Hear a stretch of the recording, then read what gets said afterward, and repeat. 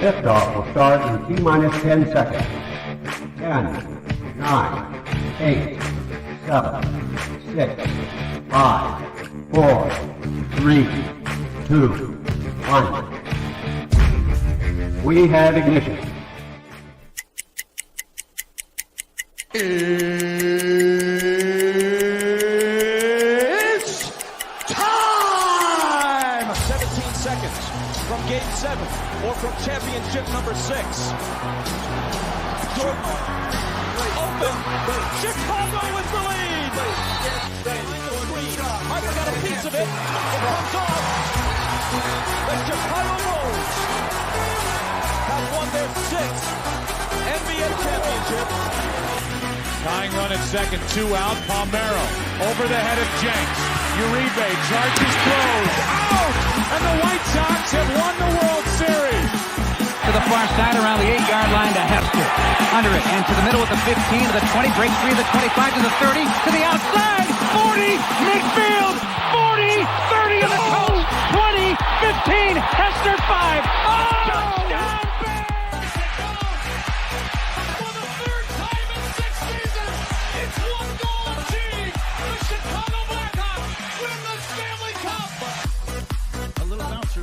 Toward Bryant. He will glove it toward Rizzo. It's in time. And the Chicago Cubs win the World Series.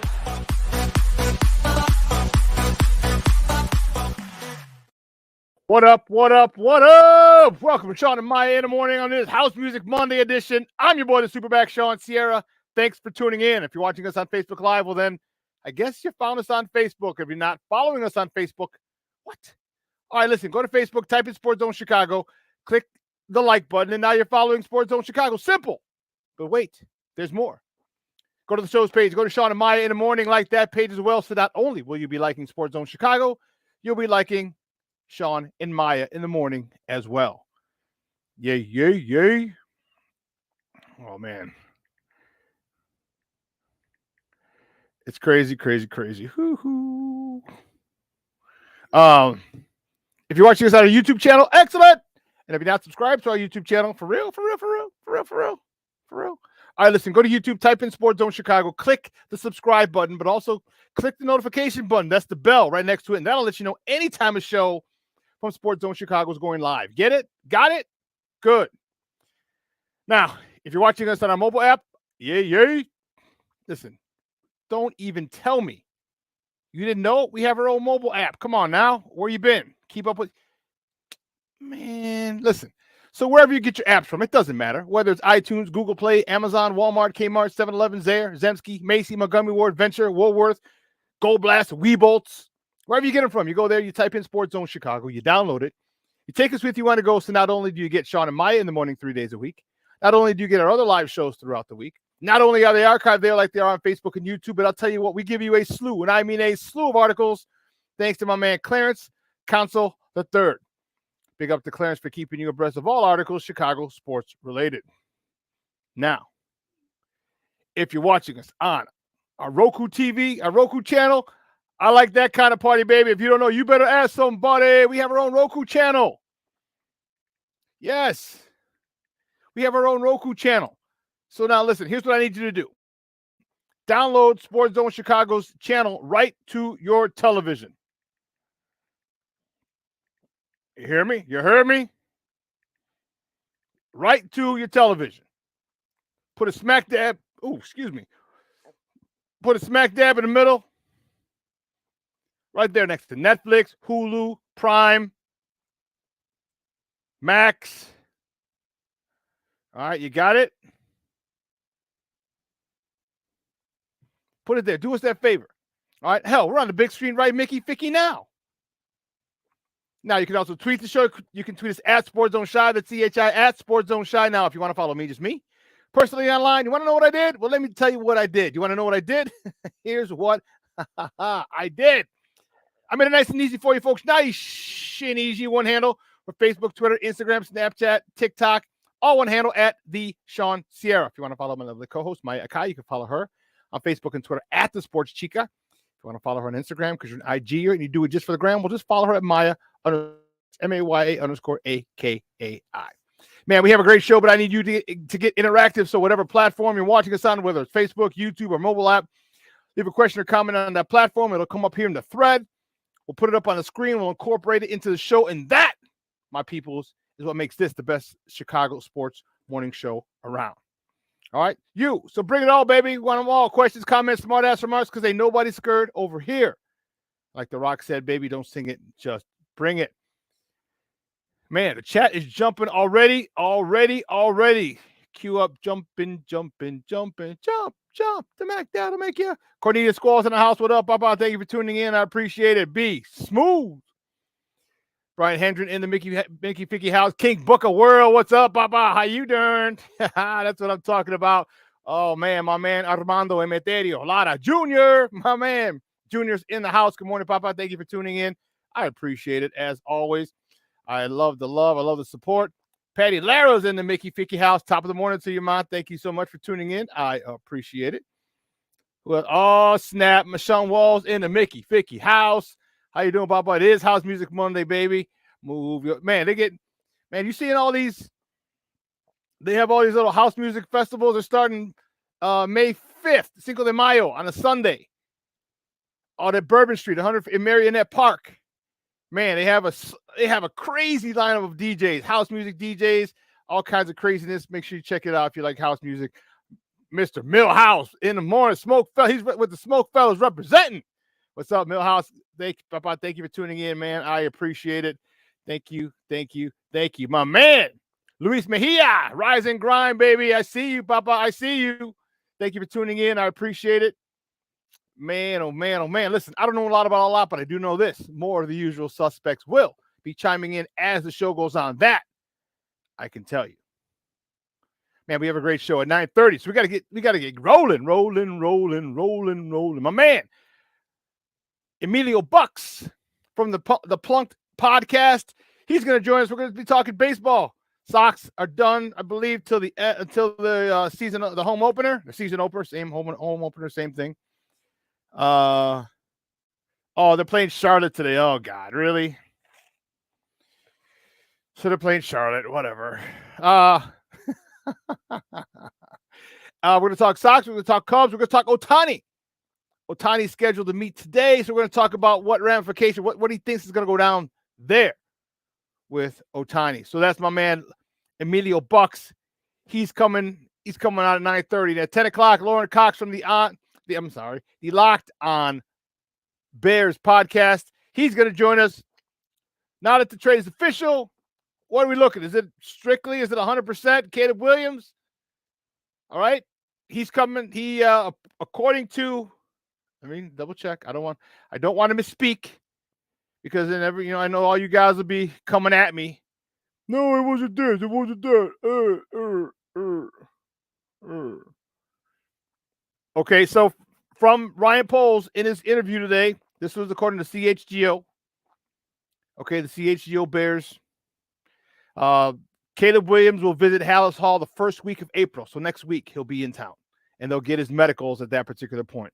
I got some dude yesterday online said, when I asked the question why Caleb hasn't given the Bears medicals, he's like, let me just read you this.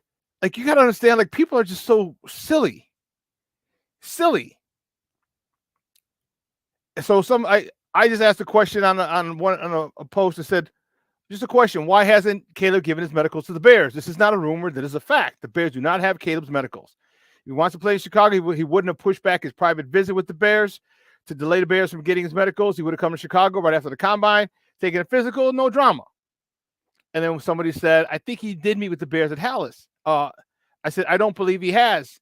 I don't believe he had that visit yet. Not positive, but pretty confident.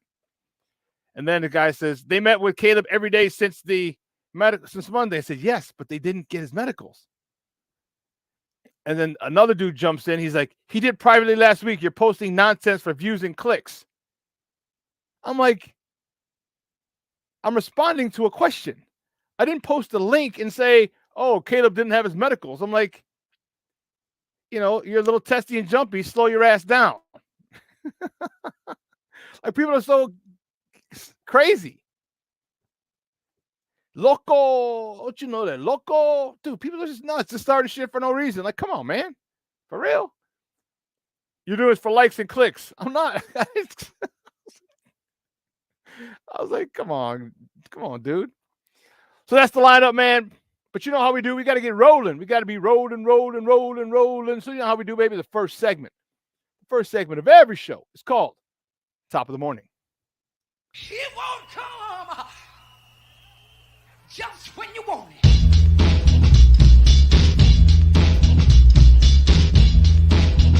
Top of the morning to you. Top of the morning to you. Top of the morning to you. Yay. The first top of the morning topic, the good guys. You know what? I don't even know if I can call them the good guys. The White Sox. My White Sox. Yes, I know I'm a fan. I'm a jilted fan. But the White Sox fall to the Colorado Rockies yesterday in Cactus League play, 7-3.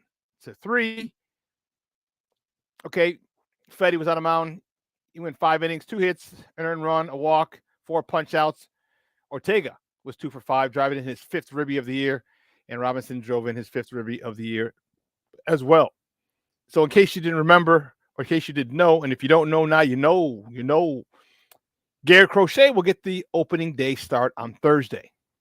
He was completely taken back by surprise. He was like, damn, for real? So remember, if you remember, Garrett's coming off of Tommy John surgery, big strapping southpaw. He's like 6'4", 6'5". Let me see how tall Garrett Crochet is. There you go, American baseball player, 29. Oh, give me how tall he is. That's what I want. Well, he's a big dude. He's a big strapping. It's a big guy. He's a big dude right there. So now they don't have. Come on, you're killing me, Smalls. All right, now I gotta go Garrett Crochet's height. Thank you. All right. Oh, damn, he's 6'6". I thought he was 6'4". He's 6'6". Whew. Okay. Well, the White Sox, they're done. They're taking on Charlotte today. They're done after today. They're done until their home opener on Thursday. So we'll see. My good guys, what are they going to do this year? This year, I don't have a lot of hope for them. I really, really don't. The next top of the morning topic, the Cubs. The Cubs tied the Mariners yesterday, 9-9. 9 times. Your son's been absent from school 9 times, Mrs. Bueller. The Cubs and the Mariners tied 9-9. The professor, all right? Kyle Hendricks was on up. He started the game. He was on a bump. He went 3 1/3, 7 hits, 2 earned runs, 3 punch outs. Cassie was 1 for 4 with a homer, his 2nd of the year, driving in 3 for his 8th, 9th, 10th, and 11th ribbies of the spring. Cooper was 2 for 3 with a double, his 2nd, a homer, his 3rd, driving in his 6th RBI of the springtime. The Cubs today, they will host the Cardinals, their arch rival. All right. That game they will host them over at Sloan Park. That game is on a Marquee Network, or you can catch that on their fanship if you want to listen to it on 6:70 a.m. They're hosting them today and tomorrow. They're off Wednesday as they travel to Texas for their home opener. I was talking to Steve-O, my producer. The Cubs, if any of you guys know, where does the Cardinals start off? Because the Cardinals are in Florida. All right, their spring training's in Florida. So that happens if you're on the road. If you're coming out west, that happens. You'll get a. Let's see. Remember the White Sox played in Milwaukee a couple of years ago for the last 2 home games for spring training. Actually, not home games, but the last 2 games of spring training. They're starting here, so they left Arizona early. So it does happen. I was just wondering if you knew where the Cardinals were starting. I mean, Houston, they could start. They could start in LA. They could start in San Diego, San Fran. I don't know where they start. Arizona, there could be the Diamondbacks. I really don't know. Yeah, Louis, man. Yeah, there are too many fools out there that click. Stop! You're posting for clicks and likes. I'm like, come on, bro. And Junior, you are right. This is exactly what divides the fan base. Exactly.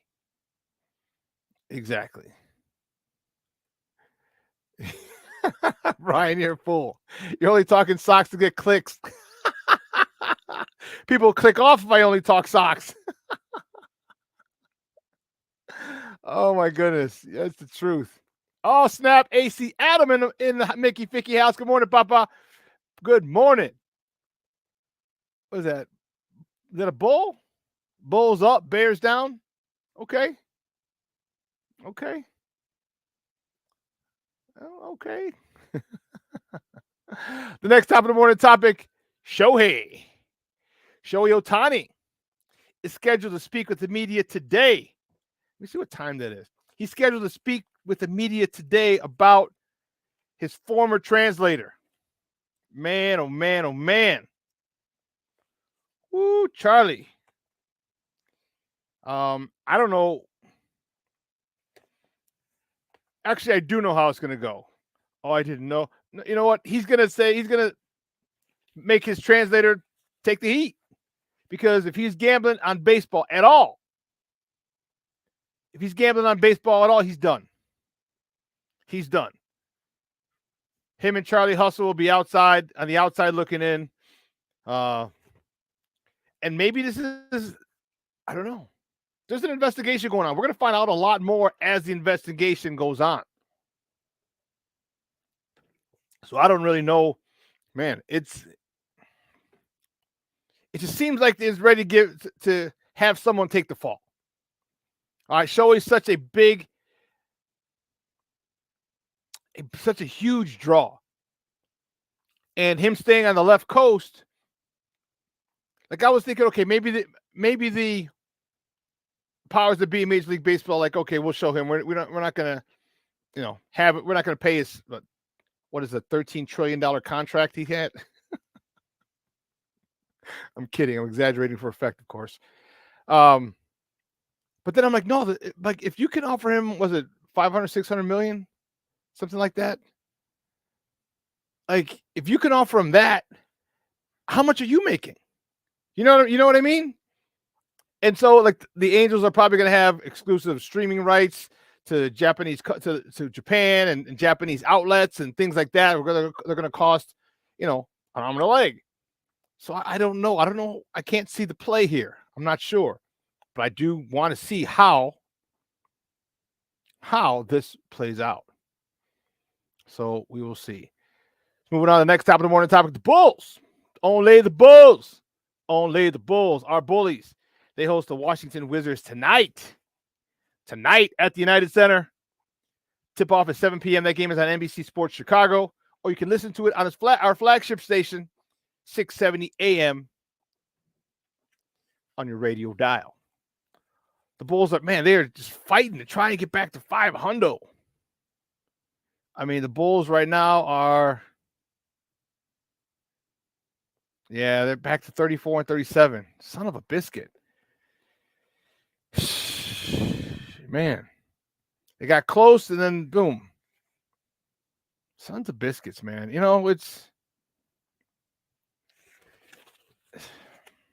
And the Wizards are worse, if I'm not mistaken. They should be able to come away with a dub on this one. They should be able to get a dub. Yeah, Washington's 13 and 58. The Bulls right now are 34 and 37. So they double. They better not lose to the Washington Wizards. That'll be embarrassing as all get out. Embarrassing as all get out. But moving on to the next top of the morning topic, the Blackhawks. They host the Calgary Flames tomorrow at the United Center. And puck drop tomorrow is at 7:30. All right, you can catch that game on NBC Sports Chicago, or you can listen to it on their flagship station, 720 a.m. And the last top of the morning topic, man, NCAA has been insane. Insane in the brain. Insane in the brain. NCAA tournament there have been upsets up the wazoo. All right, a little bit of hope for Northwestern. They won their first game against Florida Atlantic in a 77-65 convincing win, and then got the brakes beat off of them as they faced the number one team, the UConn Huskies, number one team in the East region. Man, they got dog walked. They got dog walked. Then you had Yale.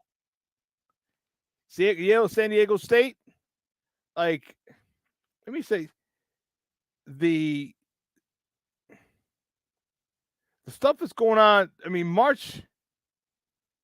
It's literally madness. And whoever came up with that, and that believe, just so you know, this is state of Illinois' term.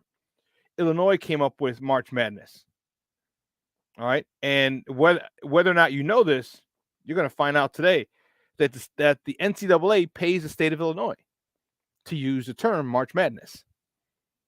Yeah. So, yeah, and believe me, I'm sure they're going to renegotiate now that the NCAA starting this year gets $1 billion. The NCAA gets $1 billion with a B, $1 billion for the rights for CBS and the affiliate stations. $1 billion. State of Illinois is pocketing that money along with the weed money, along with the gambling, sports gambling money. Come on, man. That could be another show. What are they doing with all this damn money? This the NCAA is getting $1 billion. You got to break off the state of Illinois a couple, 100 mil, 10%, 20%. What the hell are they doing with that money? Like I said, that's a topic for another show. What the state of Illinois is doing with the residuals they're getting from the NCAA to use March Madness. What are they doing with that money? What they're doing with the weed money, the marijuana money, and what they're doing with the sports gambling money. Man, these politicians are lining their pockets like fat cats. Well, listen, we got to take a quick break. On the other side of the break, my man, he's ready. He's ready to roll, baby. He's in the green room. He's sipping on that scissor. You got a little some of this little Irish coffee in the morning. For those of you who don't know what Irish coffee is, you usually put some Baileys in there. Put just a little something to get you going in the morning. I'm just messing. But my man Emilio Bucks from the Plunk Podcast is going to join us on the other side of the break. So do me a favor. Don't go anywhere, folks. Keep it locked right here. Shawn and Maya in the morning on Sports Zone Chicago. Hey, it's your boy, the Superback, Shawn Sierra, and be sure to follow Sports Zone Chicago on all social media platforms, on Facebook, Instagram, and our Roku channel. You can find us at Sports Zone Chicago, and on Twitter, we are at Sports Zone Shy. Also, be sure to download our mobile app so you can take Sports Zone Chicago with you on the go. Time out. How are you feeling right now? Happy? Excited? Angry? Overwhelmed? One of the best things you can do for your mind health is to name what you're feeling. It can sharpen your awareness and help you talk about your feelings with someone you trust. Here are 3 questions to ask yourself. Where are your thoughts right now? In the past, the present, the future? Do you notice any sensations in your body? Is your heart beating fast? Is there a flutter in your stomach? Or are you fully relaxed? What do you need right now? Time with others? Time to yourself? Remember, there's power in this awareness. So find ways to identify what you're feeling today.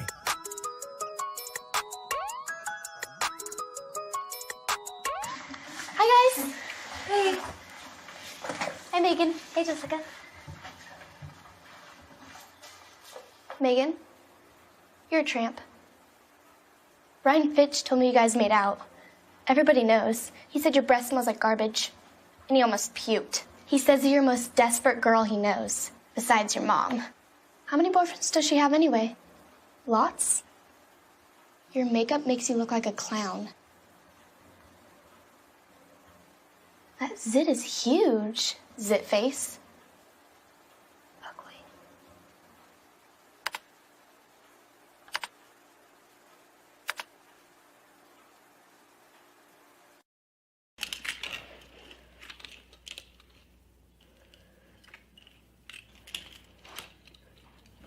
Hey, bud, what you doing? I'm playing with cars. Cars? Can you show me what a car does? Whoa, whoa, whoa, whoa, whoa. Hold on a second. First of all, this is a school zone. So you need to put down your cell phone, stop texting, and let's get to driving. Now you're coming up to a stop sign, right? You need to slow down and stop before you hit that Y line. I want you to look left, right, left. You don't want to get hit by a car going on your left, and to your right to make sure you don't get sideswiped by a guy coming from your right. You're coming, and you see a crosswalk. You better slow your horses down, because the #1 rule of driving is always yield to pedestrians. Now stop, pull over, and you are done driving. Gosh, what do they teach you kids in school nowadays?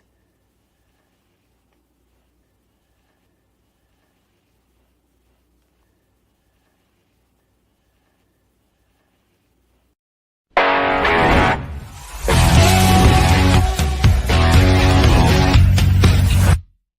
look to start this game. Duquesne really doesn't want to bring any early help. They want to play DeMass one-on-one. We talk about size and points in the paint, but also defensively. Hawkins up top, few steps beyond the arc, it doesn't matter. He's got back-to-back threes and a timeout called by Possessions and not allow Illinois to have extra possessions. They've turned it over 4 times. They've given up 4 offensive rebounds. Shannon cans it from up top. When that's happening, that's trouble for the opposition. He's got 17 points a game. Hawkins way downtown. It's good. He's feeling it. He's got 3 threes. Because you want to keep Shannon on one side of the floor. You can't let him catch it in the middle. Got to take something away. Damask with a shot fake goes into the paint, right to the rim. He lays it off the glass. Welcome back to Shawn and Maya in the morning on Sports Zone Chicago. Those clips courtesy of TNT. Those were the ILL. I didn't go to Illinois, but a lot of my good friends did. All right. They ended up beating who was that yesterday? Is it Iowa State? Yeah. No, they beat who was Duquesne. He set 89-63. Good game, Illinois. They Sweet 16, haven't been there since 05. So good stuff. Good stuff for the Illini. Like I said, my guy Eddie G, he was out in Vegas watching the game at Circus Sports or whatever. So good stuff. Good stuff. But my first guest is my man's in them. You know, he's one of the reasons I'm probably going to go to a Sox game this year, so we can meet up and drink some more Tito's out of the plastic flask. I'm getting it ready, baby. I'm getting ready for opening day.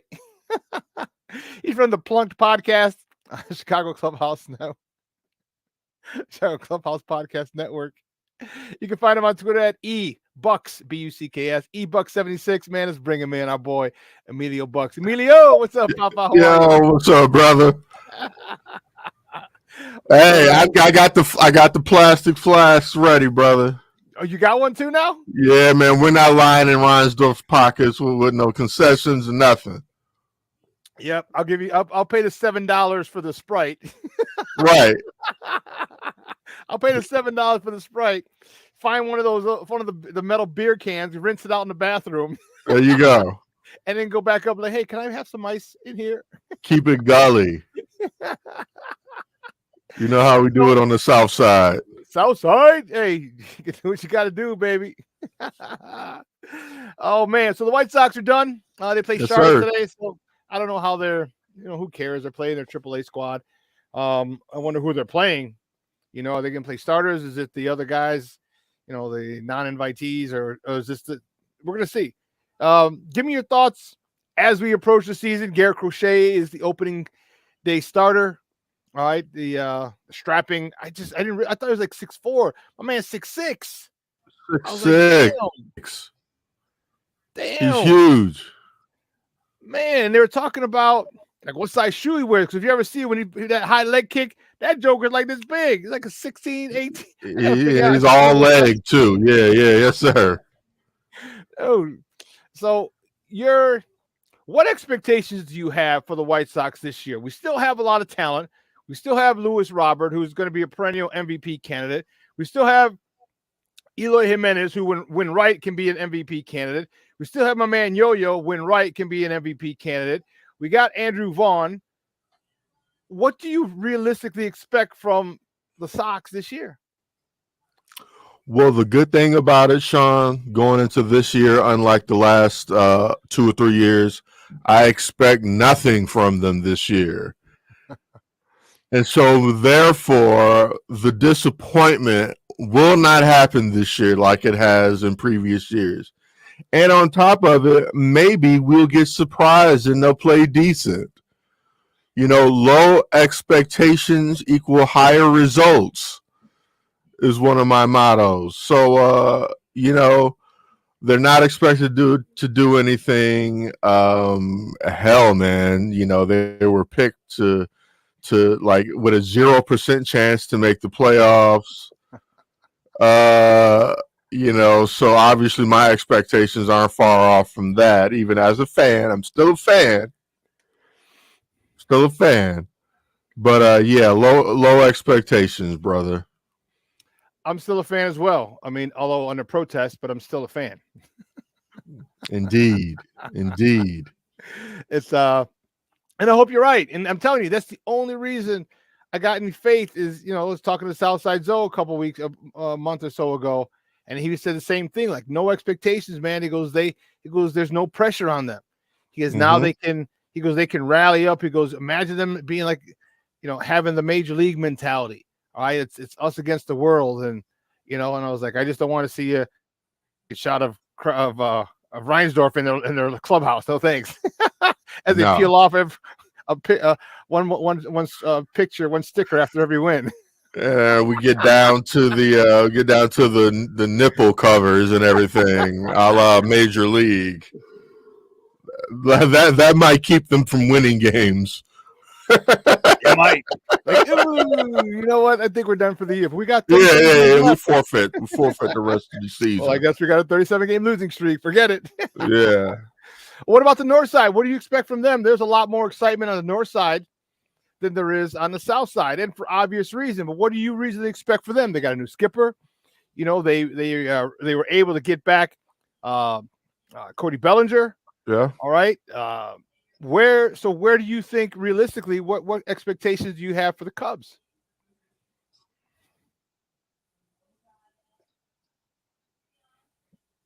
You there, boss? The Cubs, I have higher expectations for the Cubs just based on their lineup.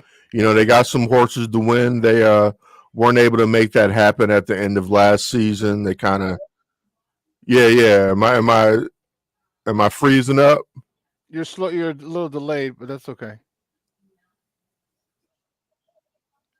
Can you hear me? Yeah. There's a delay. Okay, yeah. Expectations are a little bit higher on the north side. Got a new skipper in town and Craig Counsell. They were able to re-sign Belly. They still got the same horses. They still need some pitching, unfortunately, but I think they are primed to make the playoffs. And I would think not making the playoffs would be a disappointment for the Cubs this year. I think it's kind of at least playoffs or busts for them. I think you're right. I think they need to get in. You know, they say managers now account for, they account for what? 3 to 5 wins. Correct. In the season. I don't believe it's that low, but whatever. The stat boy said it is, so they go with it. And you got arguably one of the best managers in baseball. So go another 3 to 5 wins. You know, you add that to last season's total, they're in the playoffs. So yeah, I think it is playoffs or bust for these guys. But they have a lot. I mean, once they signed Bellinger, man, now that those playoff hopes were bold, front and center, like, okay, now we legitimately need to make the playoffs. Once they signed him, because remember he was late in signing. He wanted all that money, at least 200 mil, and not just the Cubs, but baseball spoke. Like, now we ain't giving him 200 mil. Nah, son. Like, nah, you had a good year last year, but we need a little bit more than that, son. Yeah, need one more year, and then. But he got a sweetheart of a deal. 3 years, $80 million, 30-30-20. All right, with options, with opt-outs after each year, which is cool for him. If he has another. But I think if he does, he'll opt out after year 2, because it's 30 mil. Yeah, 30 mil. You're gonna go get more somewhere else. Yeah, and you get to play in Wrigley, and you're gonna have a good time playing in Wrigley. Yeah, he likes Wrigley. You're gonna have a good time playing in Wrigley. You know what I mean? And if they win, and if they get a playoff push going on, I can't imagine them not being around at least for year 2. Yeah, I can't either. I think he's gonna. He's just one of those special players, man. He's one of those just really truly special players. Rookie of the year, MVP, World Series champion. He's got it. And it's good to see. And like I said, you know how I feel about the Cubs, but man, this dude is like, he's worth the price of admission. Absolutely. And he's so chill. That's the cool part about it. It's like, oh, I just parked this on Waveland. Oh, I parked this on Sheffield. You know what I mean? Like, damn, Absolutely. Dude, like he's just so chill. Like, he's a perfect fit for that clubhouse. What about the pitching staff though? How do you think this pitching staff's going to hold up? Do they have enough horses in the starting rotation? What about the bullpen? And what about a closer? Do you even need to worry about a closer until later in the season? I think I would look for the Cubs to really make that move for the closer closer to the trade deadline. I think they got enough right now in that bullpen to get them through the first part of the season. But if they really want to make a playoff push and make some noise in the playoffs, I think a closer might be on the horizon at the trade deadline. Shawn Budman Cubs. That's my guy. But I mean, they still got some guys coming out. They got they got the new guy from Japan, Shota. Am I pronouncing his name right? Shota. Shota sounds better. Shota. And they still got Smiley, still got Steele. They still got some guys. They could use another arm. They still got the professor who's going to bring in his years and years of experience and wisdom to kind of anchor that pitching staff. I think the Cubs will be okay. And I think if they don't, it'll be a disappointment. Yeah, I do too. I think it'll be a real disappointment. There's hope springs eternal, and I think that Cub fans have a lot to be excited about. White Sox fans, not so much. Yeah, and so we'll see. We'll see how it plays out. But there's a huge story that's happening today, in rocking all of Major League Baseball, and that's the Shohei Ohtani situation. And that's Shohei Ohtani, his former interpreter, was fired by the team. It was first reported that he had stolen money from Shohei Ohtani. Then reports came out later. It was reported again, I think by the same person, that the same outlet, that he had access. He didn't steal money. He had access to his bank account, and he was paying off gambling debts for Ohtani. So the investigation, and Major League Baseball launched a full-fledged investigation, and he's fired the interpreter. But Shohei Ohtani today is speaking with the media. What do you think is going to be said about this whole situation from Shohei? I think that interpreter will be thrown under the bus. I'm not a patsy. I'm a patsy. And I think that interpreter will be compensated well to take that fall for Shohei. There's no way, I don't think Shohei comes forward and admits any wrongdoing or incriminates himself in any way. I mean, he's the baseball golden child. I mean, Major League Baseball doesn't want this shit show on their hands. However, it is said that the Dodgers knew about this ongoing investigation a matter of months ago, even before they signed him. So it'll be interesting to see what he says, how they proceed, how MLB proceeds to investigate this. But again, I think that no hablo inglés. Yeah, yeah, he's going to say it in Spanish too, which will be hilarious.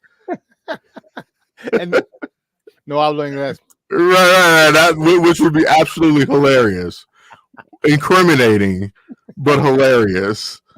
So yeah, I would look for that interpreter to take the fall.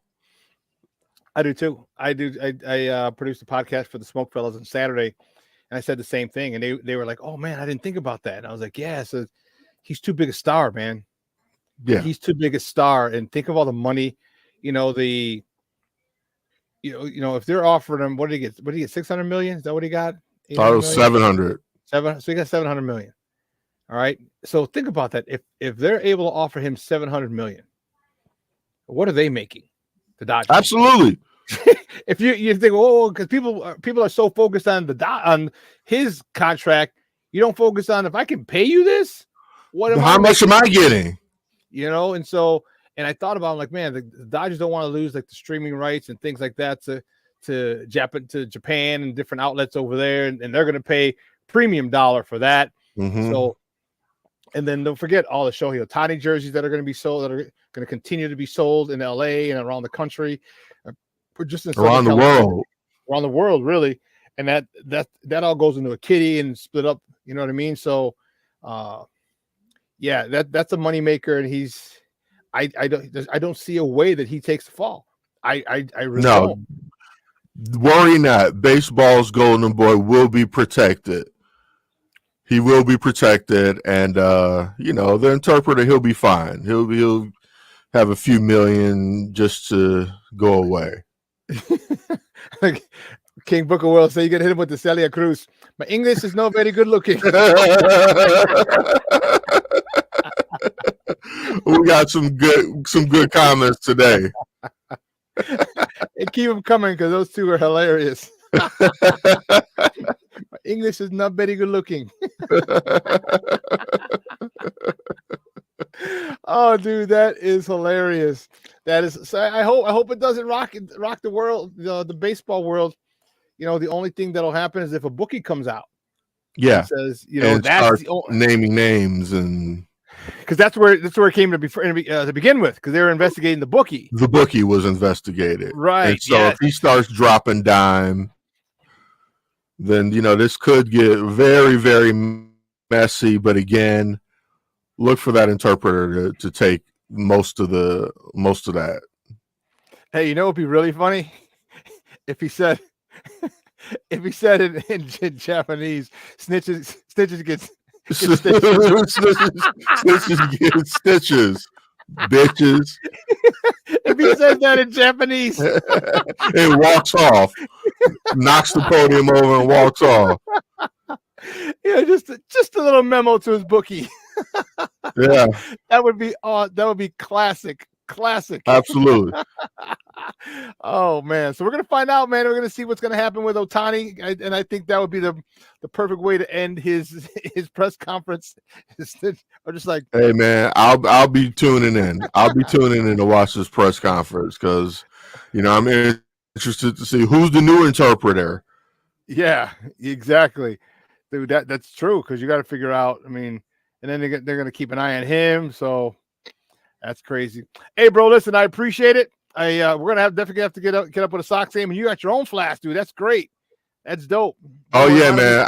I took my cues from you last season. I'm like, oh, this is how you do it. Yeah. Yes, it is. Got one over on the man.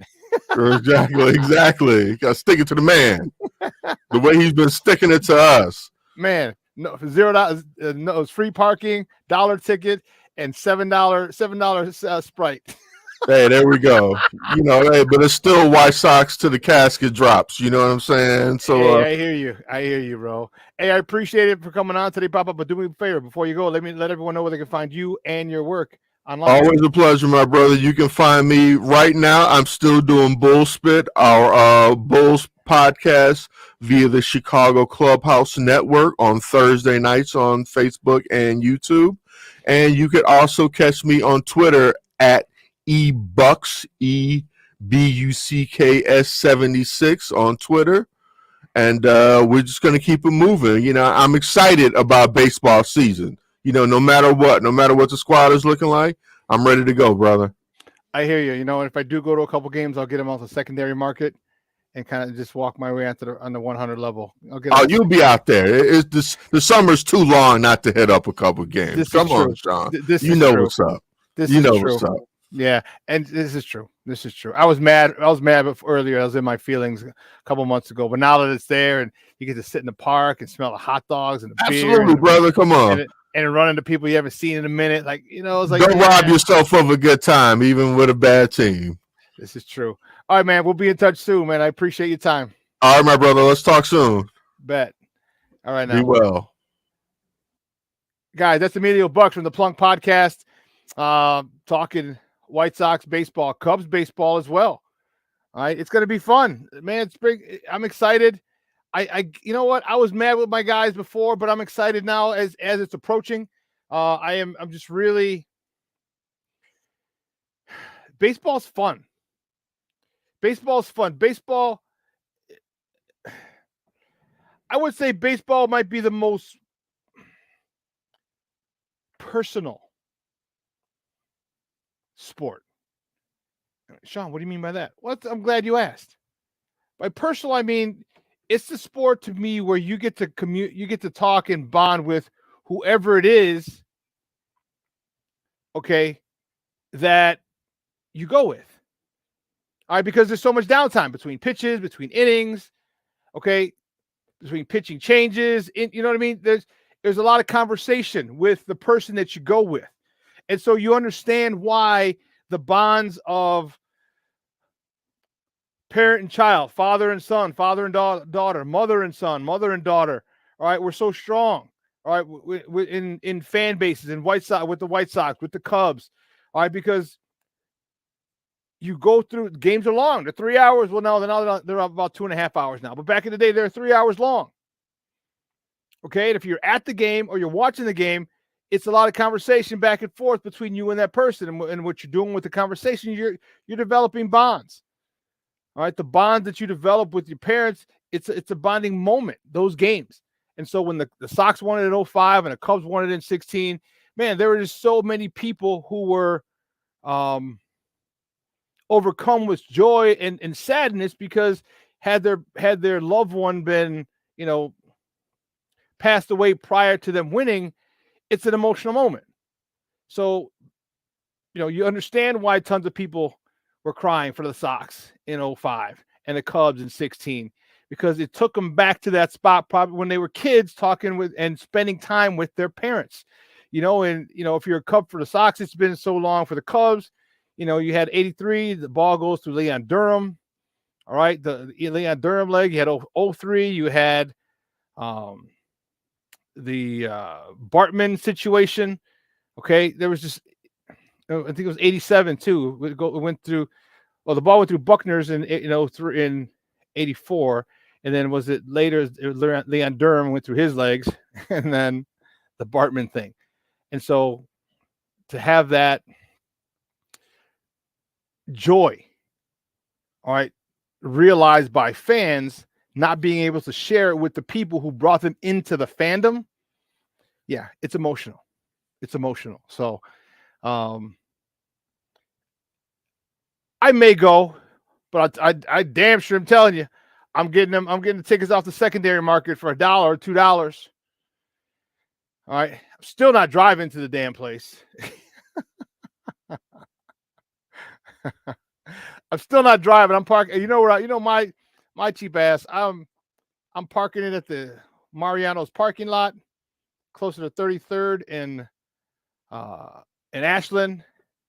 Walking to 35th in Ashland and catching the bus. Bump that.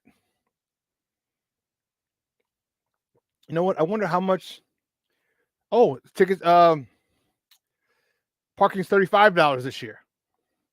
Yep, 35. It was 30 last year. Now it's 35.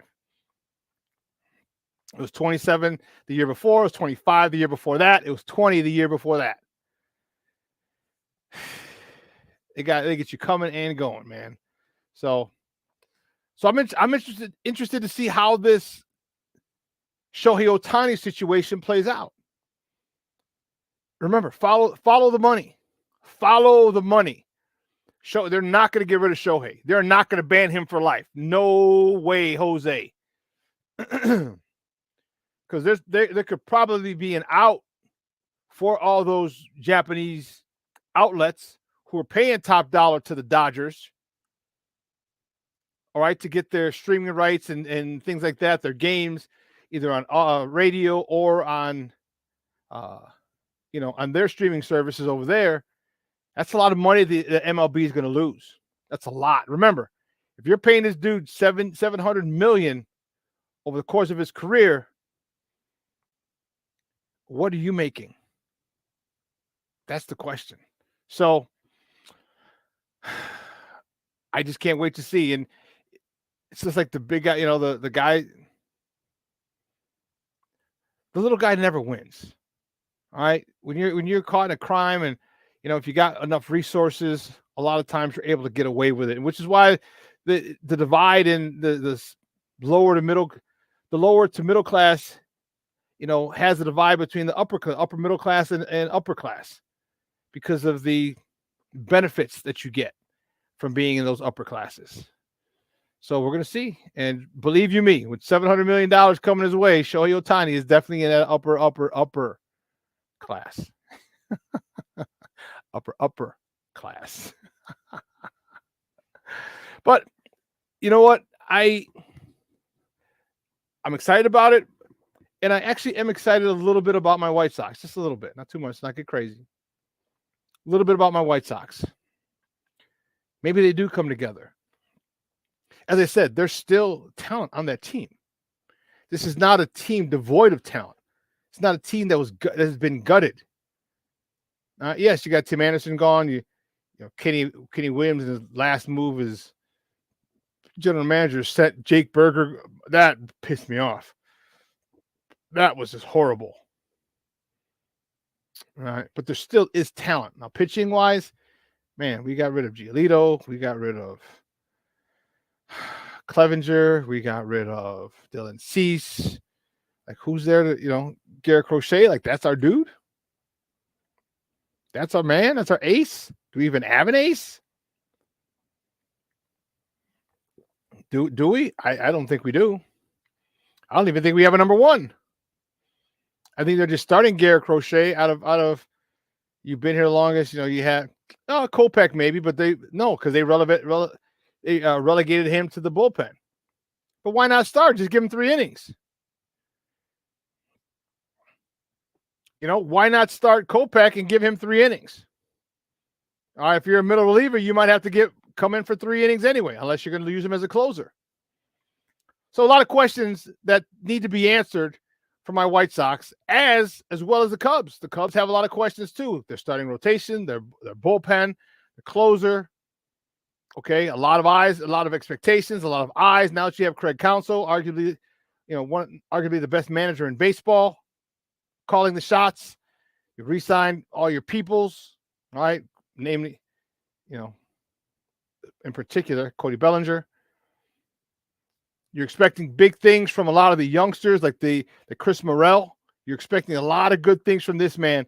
It looks like they're going to settle him at third, so his bat is in the lineup every day. So yeah, there's a lot to be excited about if you are a Cub fan. So enjoy it. They start in Texas on Thursday. I'm sure you guys are going to be glued to the TV. Many of you are going to head down to Wrigleyville to watch the game in the shadow of the friendly confines while your Cubs are in Texas. White Sox will be here on Thursday. It'll be fun. So listen, let's take a quick break. On the other side of the break, we're going to welcome our guy, Lorin Cox. He's from the Locked On Bears podcast. We're going to talk a bit about what's going on with Ryan Poles. Is it a done deal they're taking Caleb? All right. We've got confirmation. Ryan Poles confirmed or stated this morning. Okay, but through multiple outlets. I just gave you the CHGO one when I was looking at it. That Caleb Williams is coming in the first week of April, which is next week. Or does he mean the first full week of April, which is the week of the 8th through the 14th? You know, because you got to say the first week of April. Well, he didn't say full, so I guess it is next week. So that'll be good. And we can get all this together, get it, and finally put it all to rest. But there's just too much drama in that. I don't understand why the drama was necessary. The one, when they interviewed Caleb at his pro day, I'm telling you, there was something about the question that Steve Wilkes asked him.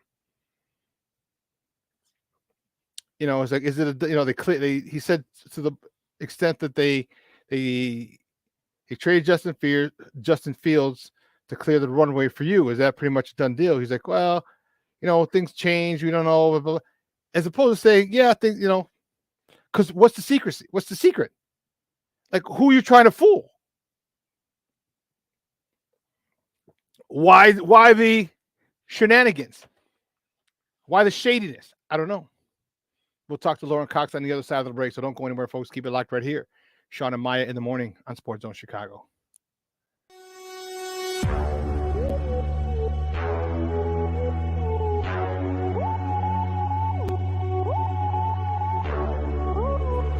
Fields a run for 17. Back he goes. Here comes Chubb. There goes the ball. Touchdown!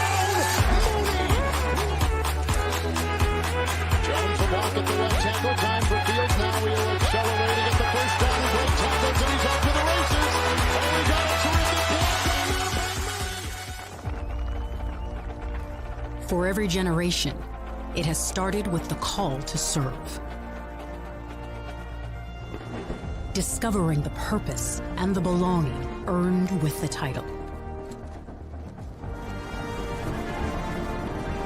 Learning to dig deep and push through adversity together. Defending our nation and its people. It is a life of great worth and reward. But Marines are never really finished serving. Their commitment comes full circle, visible in communities across our country. This is Semper Fidelis, always faithful, always Marine, marking a path for the next generation. So I've come up with the family emergency plan. Great. What is it? It's difficult to talk about, so I'm not telling you. How will we know what to do? You won't. I'm so glad I won't have to remember anything. And me too. Thanks for this, sweetie. Talk to your kids about who to call, where to meet, what to pack. Search Ready Kids at nyc.gov or call 311. Justin, probably one of the harder things I had to do. I know, I always kind of touch on the empathy part. Like having that conversation with my own son was hard. His jersey's up in his room, so it kind of puts that into perspective of how difficult those moves are. Welcome back to Shawn and Maya in the morning on Sports Zone Chicago. That clip courtesy of Patrick Finley, that from for Twitter, down to the meetings down in Orlando. That was Ryan Poles as he addressed the media there. It's still a difficult thing for many Bears fans. Interesting. And for other Bears fans, it's fair. They fail to see why it's so difficult. All right. It all depends on what side of the fence you stand on. So my next guest, he's on the Caleb side, if I'm not mistaken. So we're going to talk to him about that and this setup for him. You can find him. He's every day. He's on he's the host of the Lockdown Bears podcast. He's a good friend of the program, and you can catch him on Twitter at Cox Sports One, like Fox Sports One, but with a C. Let's bring him back. Our man, Lorin Cox. Lorin, what's up, Papa? How are you? Good morning. Hey, good morning. Thanks for having me. Doing well, and I forgot Ryan Poles would be talking today. So when I first checked Twitter this morning, I was like, oh yeah, there's a whole lot of updates there, but nothing too crazy. But good to kind of hear from him after some big moves. Yeah. So give me your first. We'll go back to last week. What 9 days ago or so. Your first thought when you heard the news, when it came across Twitter, or did you get the notification that they were trading Justin Fields to Pittsburgh? Your thoughts? Yeah, I mean, right away, the compensation was the first thought, because I mean, I think we kind of felt like the trade was going to happen at some point. It was just a matter of when, not if. But then right away, the 2025 conditional sixth round pick struck me as, boy, a reflection of a poor quarterback market right now, and perhaps not the best timing and handling of Fields as a trade asset, but also the Bears being a little bit hamstrung here in terms of how they wanted to handle it with Justin, and how the rest of the quarterback market played out a little bit outside of their control. And I don't know, I'm left kind of feeling like it was a ripping off of the Band-Aid, and you took what you could get, and all right, time to move on, I guess. Yeah, it was interesting. Like, first of all, I don't think he's going to want to do business with the Pittsburgh Steelers for a while. I think he'll steer clear of them for obvious reasons. Do you think that he did what he said? He followed through on what he said, and that was doing right by Justin? Yeah, I do, because of Justin's level of involvement in the process. That, I mean, doing right by Justin can mean a lot of different things, and probably big picture, was it where they wanted Justin to go? Probably not. Was it where Justin really wanted to go? Probably not. But like, given how the circumstances played out in terms of what teams were actually interested in Justin, and what was available to him, and where other quarterbacks ended up going, like, this felt like as right by Justin as they could do, given how it played out. You know, they turned down offers from other teams. I heard Philadelphia was one of those teams that called the Bears and were interested before they traded for Kenny Pickett, and Justin didn't really want to go be Jalen Hurts' backup, because there's not really a great path to playing time there. But Pittsburgh represented the best opportunity for Justin, and the one that he was most interested in. So, you know, they did right by him in that regard, and probably took ever so slightly less. You know, could they've gotten a conditional 5th round pick or something from another team? Maybe, but Bears kind of felt like, all right, this is as good as we can do by Justin right now in terms of a trade. So it was kind of I don't want to say the best of both worlds, because it feels like neither Fields nor the Bears got what they wanted, but neither one got completely screwed. They just both ended up with less than they wanted, but I guess at least both of them got something that they wanted. Yeah, guys, we're joined by Lorin Cox, the host of the Locked On Bears podcast, talking Bears football here on Shawn and Maya in the morning on Sports Zone Chicago. Yeah, I'm still hurt about it. And the moves that he made, that everything signaled that it was, well, to me, it signaled like, okay, you're not going to bring in a veteran receiver, for a rookie on the last year of his deal. There's a lot, but, Poles surprised us. Do you see Poles surprising people again and trading that number 1 pick for someone else? There's been rumors of Jaden Daniels. Not too much. There's been rumors of trading a Hall, going to the Chargers coming up and giving Justin Herbert. So J.J. McCarthy could get drafted by his old college coach. What do you think the possibilities of those things happening are? Poles surprised a lot of people. He surprised some people, not a lot of people, or not the majority of people, but he did surprise people with the trade. What do you think? There's another surprise up his sleeve like that? I would say it's pretty close to 0% right now that they do anything else but draft Caleb Williams with the number 1 overall pick. I think they are 99.99% sure that's what they're going to do. Ryan Poles won't come out and outright say it, because there's still a full month until the draft. And I mean, if some team came out with some kind of crazy offer, could he possibly consider it? I mean, again, like a 0.001% chance, or like if between now and draft day something crazy comes out about Caleb Williams, some criminal thing, or some kind of really bad, out of nowhere, unexpected red flag type situation. I mean, are they 100% locked in on drafting Caleb Williams? I guess no, but I think they're 99.9. I think they're very, very comfortable with the idea of drafting Caleb Williams. They just want to make sure that they do the private workout. They check every single box, and not just get so excited about the player that they're going to ignore any kind of last minute thing. Like, no, they're going to make sure they do everything on it, but they're as close to 100% as you can be without being 100%. What do you say? What do you think the reason is for Caleb being very difficult? All right. Refusing to take the medicals at the combine, refusing to throw at the combine, and refusing to give anyone medicals at his pro day. What do you think the reason for that is? Why do you think that is that? And would that scare the Bears off?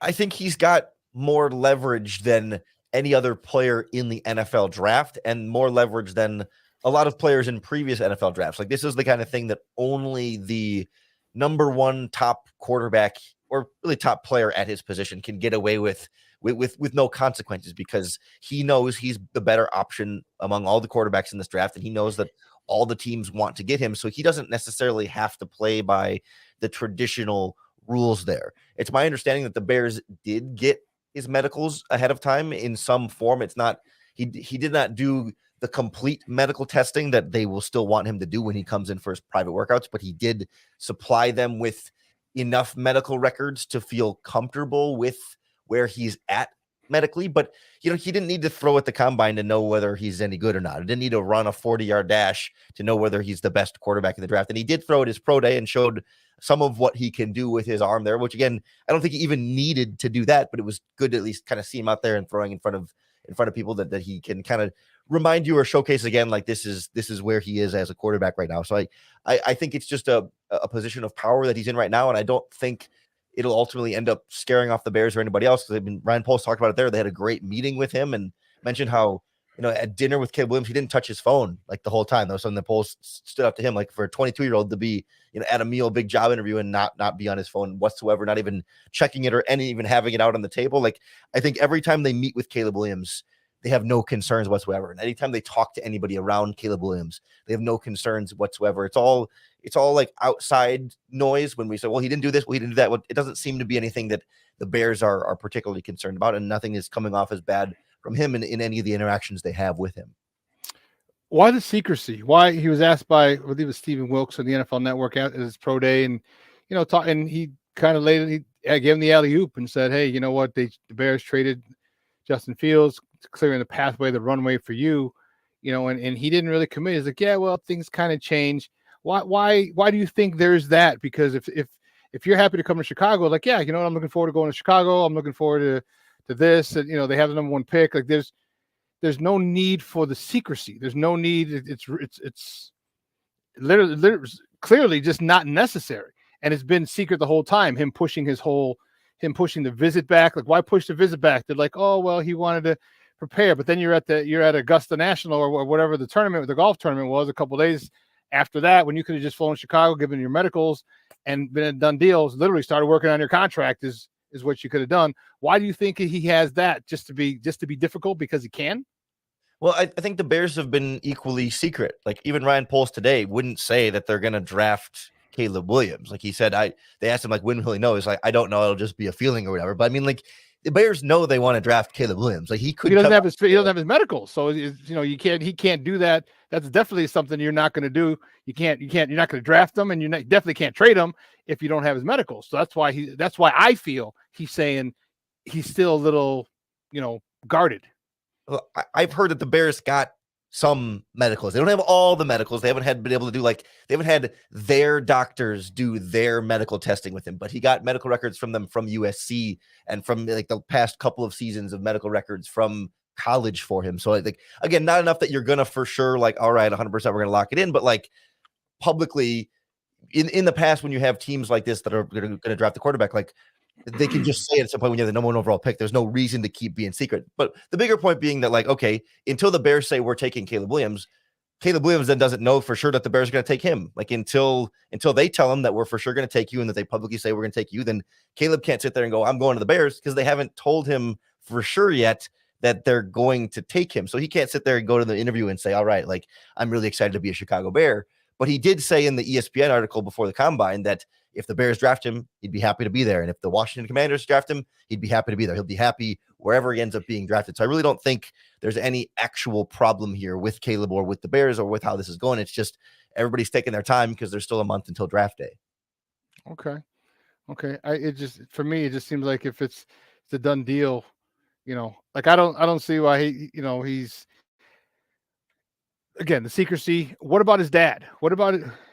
Because there's something's not right to me, Lorin. Like, for me, like, if they just come out and said it, or even something said, yeah, I'm looking forward to getting drafted by the Bears if they have the number one overall pick or whatever. Or if they don't draft me, whoever else gets me, I'd be happy to go to that because I'm happy just to be in the NFL and show my talents. You don't have to. You're not dissing anybody. You're not dissing Washington if you say you're happy to be getting drafted by the Bears. You know what I mean? Like you're not saying the hell with Washington, every other team, they all suck. No, you can do that in a very respectful way. Say, hey, I'd be excited to go to Chicago, or I'd be excited to go to Washington if I get the chance to go. You know what I mean? Why? There's just something wrong. There's something not right here, and I think a lot of it has to do with the lack of medicals. And I don't know. Then that to me is the biggest thing. Like, why not do it? Why not just go to the combine after? Why not go to Chicago? You're down I-65. All right, it takes a 20, 30-minute private jet that I'm sure you're driving with your $10 million in NIL money. All right. Take a quick thing, a day or two, boom, boom. It's just something just doesn't seem right, Lorin. I don't know what it is. I can't put my finger on it. And maybe it's just me being a conspiracy theorist, but I think I just don't know. It's just not, something just doesn't sit well with me. I don't know. A lot of it just feels like none of it has, like, yes, you agreed. Like Caleb Williams has done this abnormally, right? That's undeniable. He has gone about this process in a way that feels, that most people haven't gone through it, and he's taken different and power back in ways that other quarterbacks have not. And that's where I think it opens him up to this idea. But I just think like everything he said, everything Ryan Poles has said still feels like full steam ahead. And to me, it's that ESPN article from February 28th. Well, the quote, if I get drafted by the Bears, I'll be excited. If they trade the pick and I get drafted by somebody else, I'm just as excited. Like, speaking of Chicago, they have a talented team, a talented offense and defense. For anyone to be in that situation, I think they'd be excited. Like he said, I'll be happy if the Bears take me. I'll be happy if someone else takes me. Like, to me, like that's end of story. I think the dad stuff is all noise that, his dad hasn't said anything publicly on the record about anything. There's not really much that they can do. Like they're going to go whoever takes him with the number one overall pick. So the ball is just in the Bears court to say, yep, we're taking him. We're happy with the medicals. We're happy with everything else. Or no, we're going to take somebody else. And as soon as that happens, then Caleb's full speed ahead with the Bears. And if the Bears don't for some reason, then Caleb will be happy going to wherever else he would go. What kind of situation, how great of a situation is it that he's stepping into? Some people have said it's the greatest situation, me being some people. The greatest situation, a number one overall pick, a quarterback as a number one overall pick has ever stepped into in the history of the NFL. Give me your thoughts. They just drafted Keenan Allen. They just signed another tight end. They've made additions to the offensive line. They upgraded the running back room with DeAndre Swift. How great of a situation is it for this new quarterback, whether it's Caleb, which is most likely, or someone else? How great of a situation? Yeah, it feels like you couldn't hope for anything better. Like it's never going to be perfect, right? There's always more you'd like to do. But as far as a general like expectations of what a rookie quarterback comes into, that you absolutely feel like this is set up for putting him in his best position as possible to succeed. When you have, I think Keenan Allen was the acquisition of the offseason at this point, like the biggest move Ryan Poles has made in terms of like benefiting this team this year. I mean, obviously the Justin Fields trade is bigger in terms of the kind of the magnitude of what it stands for, but in terms of like biggest impact on the success of the roster this offseason, it's Keenan Allen for me, being a guy that just knows how to get open. Like he'll be the underneath read when DJ Moore is the over top read in terms of high-low stuff, and being able to come back to Keenan Allen is just a guy that, whenever you're going through your progression, you just know he's going to be open. But then having two tight ends that can take check downs and turn them into first downs as underneath guys, or can be vertical threats as well. Like I think between Allen and then Gerald Everett signed, like you've got so much more versatility that Shane Waldron can use in this offense. And you add a better pass catching back in Swift and have a variety of backs in the backfield. Like all the weapons are pretty well where you'd like them to be. Maybe still add a number 3 receiver, but you can't beggars can't be choosers there. I still wish Ryan Poles had been a little bit more aggressive at the center position and with the offensive line. Like I feel like they kind of went with the committee approach there, which I get. Like you can't just sign the biggest free agent at every position, and you can't just acquire a Pro Bowl player at every position. But I don't like the idea that even as we stand today, Bates and Coleman Shelton are going to be competing to start at center probably. And I don't know that either one is like a great bona fide can't miss center. Like they're both probably starting caliber centers in the NFL, but might have some ups and downs. I just wish that spot was like really 100%, no questions. This is our guy, and you're locked in at the center position. But again, like the rest of the supporting cast is so good that I don't want to like nitpick and say, oh, well, Caleb Williams is screwed because I have questions about the center position. Like, no, it's still a really good spot. I just wish like I could sit there and say, O-line, done. No questions. Everybody's locked in. And like, it should be fine, but I don't like that the threshold is it should be fine as opposed to it is great. You don't think Sheldon's a dude? I mean, I know it's a 1-year deal. You don't think they they couldn't address this in the draft this year or in the draft next year? They have quite a few picks next season as well. Still only 1 first rounder next year, but they got a couple 2s and some other things. You think they can address it at that particular point?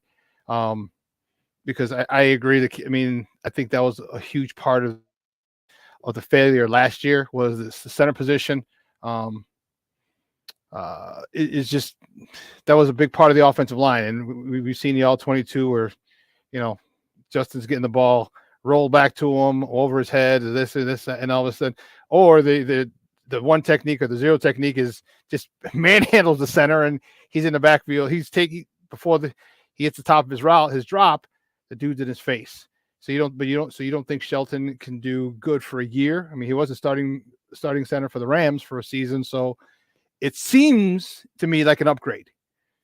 It's an upgrade. It's just a matter of like how much of an upgrade, right? Like he's a starting caliber center in the NFL, but if you know, like I wouldn't have to like rank the starting centers in the NFL, but you know, I think he's more in the like 15 to 20 range as opposed to like, you know, top 15, top 10. Like he's different and he should be better and more consistent than Lucas Patrick, but I don't think of him as like a top flight center or a guy who, you know, I think there's a reason why the Los Angeles Rams were willing to move on. I think that's a spot that they were, you know, obviously they drafted a guy in the second round last year and we're kind of grooming to replace him. But like, that's kind of what we're kind of hoping the Bears will do too. And I think I wanted the guy that you're not planning on replacing the following year, like not just for a continuity standpoint, but just for like if you sign this center with the idea that, okay, we need to get a better long-term option. Like I would rather have the better option right now. Like the idea is that, okay, he can get by for a year. Sure. I think he'll be all right. But like, I would rather have the center where it's like, boom, like we got our guy and he's going to be rock steady, rock solid, as opposed to this is a guy that we like, but we'd like to replace him with a better, younger player over time. Like let's just have that right now, ideally. But you know, again, like, he can't do everything in one offseason and he can't fix the entire offensive line and add everything. Like I get it, but I just wish I had no questions or no hesitancy whatsoever across the board on the O-line. And I still just, yeah, he'll be fine. And I just want better than fine at center. Okay, so there's still some uneasiness there. And again, guys, we're joined by Lorin Cox. He's the host of the Locked On Bears podcast. Talking Bears football with your guy here, the SuperBack on Shawn and Maya in the morning on Sports Zone Chicago. So let's talk about the 9 pick. What do you do there? One of my guys, Brian says draft, you know, JPJ. Now that I think somehow, call me crazy, that would settle your fears your concerns at center. But then now you're missing out on a one of the receivers because we figure Marvin Harris is gone at that point. So Odunze or Neighbors will most likely be there. Brock Bowers will most likely be there. Joe Alt or Fasciano might be there. Okay. And then you have a center. What would you do with the number 9 pick? I will say I wouldn't draft a center with the number 9 overall pick. I think JPJ is the best center in this draft and a really good football player, but the positional value is not there. And I think you could trade down from 9 and end up drafting JPJ, you know, mid to late first round. And I think that ends up being a lot better value for you there. But certainly, like, I want to go with, if I'm staying at 9, I want to go with a more premium position. Absolutely. Wide receiver, edge rusher, offensive tackle. And as we've gone through this process, like, I certainly believe all 3 of those top receivers, Marvin Harrison Jr., Malik Neighbors, and Rome Odunze, are well worth the 9th overall pick. And if they're there, like, you would be hard to pass on any of them. I don't think they will be there at this point, but there's certainly a possibility that they are. But I also find myself feeling like I would rather use the pick ideally on an edge rusher or an offensive tackle, because I think if we're going to nitpick between, like, okay, all those are really important positions, obviously, but where can I get a really good edge rusher at 9? Or sorry, where can I get a really good edge rusher? Where can I get a really good offensive tackle? And where can I get a really good wide receiver? Like, there are a lot of good wide receivers in this draft. And historically, you see really good wide receivers get drafted in the second and third rounds. That you look at some of the leading receivers in the league this year, or a lot of the leading receivers in the league this year, not very many of them, or not as many of them as you think, are first round picks. Like guys in the second and third rounds often go on to become great receivers, but you don't see that as much at edge rusher and at offensive tackle. Typically, if you really want to get an elite pass rusher or an elite offensive tackle, you got to get them in the first round, early in the first round. But you can sometimes find elite wide receivers elsewhere in the draft. So like, as much as I love Adunze Neighbors, Marvin Harrison, and would probably take them if they're at 9, like I'm not married to the idea that I have to get one of these wide receivers at 9, and I would be just as happy getting an offensive tackle or an edge rusher. And especially if I could even trade down a couple of spots and still get an edge rusher or an offensive tackle, like that feels the ideal path to me. Like, do I have to take Dallas Turner at 9, or could I trade down to 11, 12, 13 and still get Dallas Turner, like the same player, would get some extra picks?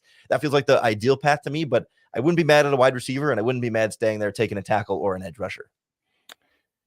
Have you seen anyone that has done well for themselves that really came on the scene late, in this whole draft process, from the combine to, pro day workouts? Have you heard, who was your guy that you say, well, I didn't know much about him or a lot about him, but he's getting a lot of buzz? Do you have anyone like that? Like you mean like up around the 9th overall pick? No. Just not in the 9th overall pick. No, just in general. Yeah. I was going to say, when you're picking that high, usually it's like, we kind of know the top guys. No one is. Yeah, we got to like the top 20. It's pretty set, Yeah, no, absolutely.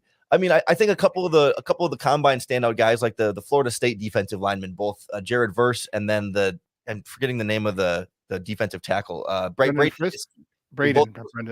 Both of those guys. I think Verse was kind of in the conversation, but Fiske really jumped up. He had a great Senior Bowl and then was electric at the combine in terms of how fast he was able to run. Like, that's a guy who I don't know was a first round caliber player before, but is playing himself in that range.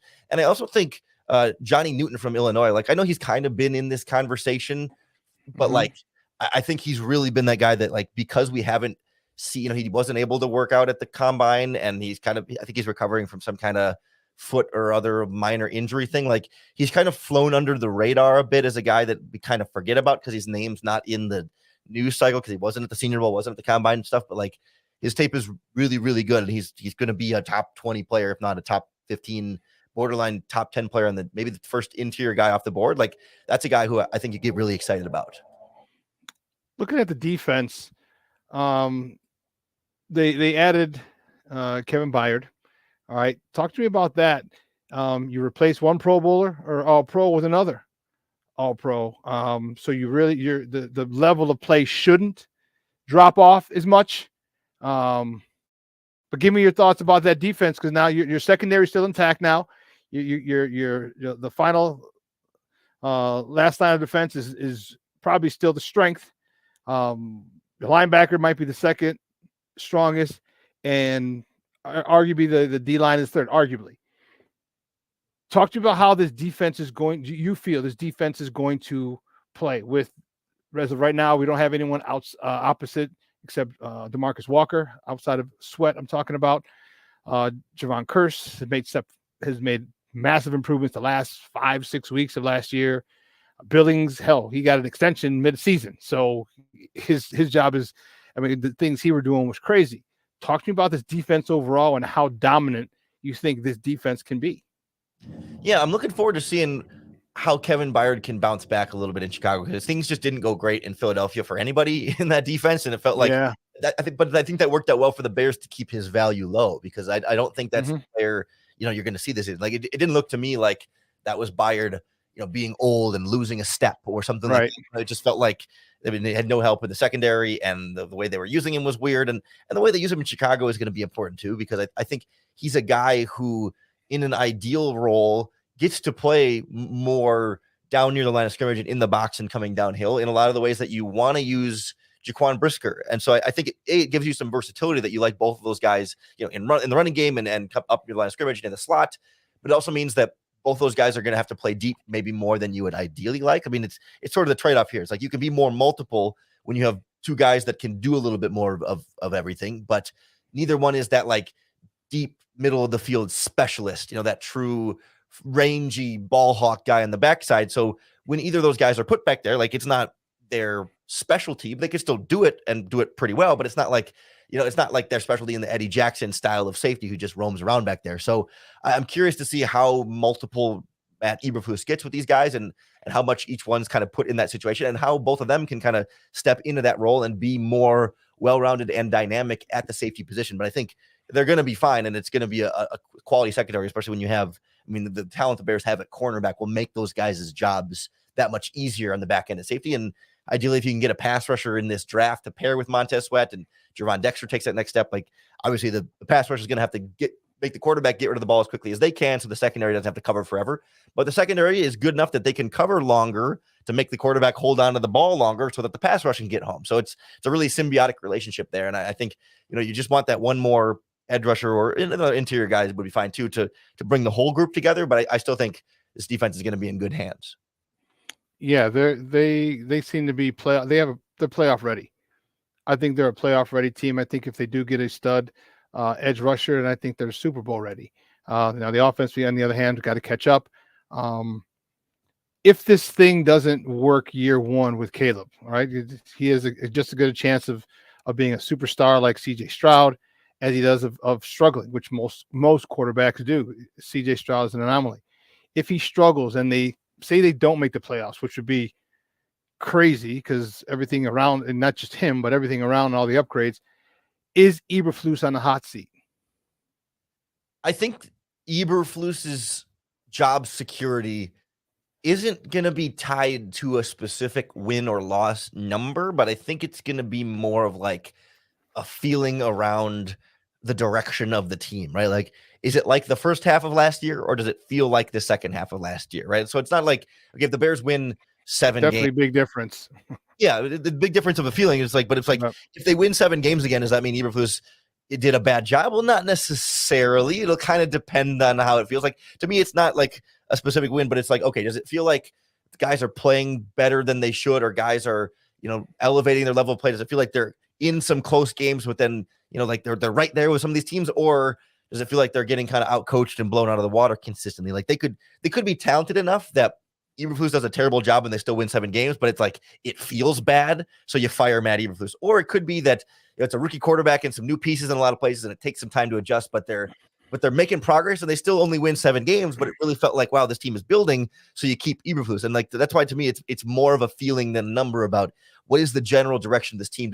By the end of the season, does this feel like a team that's, wow, they're right on the precipice of a big jump, or does it feel like, wow, this team crashed and burned to somehow find its way to 7 wins and we got to move on and get somebody else in there? So do you hold a new quarterback to this? So we were talking playoff. We missed the playoffs, with a couple of epic collapses last year. Not all quarterbacks' fault, not all the offense's fault. Definitely some of the offensive play calling helped, but the defense still gave up those points. If there's no playoffs, because we most people before this whole thing happened, we're like, okay, the Bears are gonna make the playoffs next year. And you had the Keenan Allen and all these other things. Do you still hold that rookie quarterback to the same standard, especially if it's Caleb Williams, because this guy is labeled by many generational? And if you're generational coming into literally the best situation, or I don't even know if it's argued. I think it might be literally the best situation the number 1 overall quarterback has stepped into.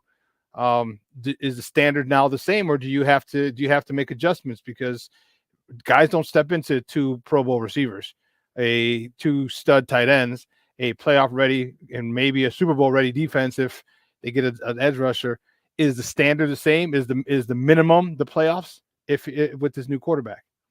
I think the standard changes a little bit because it's the Chicago Bears, right? I mean, the history of the quarterback position of this franchise, like Caleb Williams only needs to throw for, what is it, like 2,300 yards to set the franchise rookie record. Like the bar is pretty low here as far as it's separate from all the hype that surrounds Caleb Williams in a vacuum. Like if you just look at a rookie quarterback coming to Chicago, what would we expect a generic rookie quarterback? Like I think back to like Justin Fields early on. I know with Justin, like the expectation was that they wanted to sit him that season. I mean, and same with Mitch, but like this idea of like just come in and show us that we made the right pick. Like that's at the end of that's what the bare minimum expectation is. Show us that we made the right pick. Now, what does that look like? Does that mean it has to make the playoffs? I don't think so. But like, show us that you're great. Show us that this is the future of the franchise and that this is everything that we had hoped you would be. And I think it's perfectly reasonable to think he should set all of the Bears rookie passing yard records, passing yards, passing completions, passing touchdowns,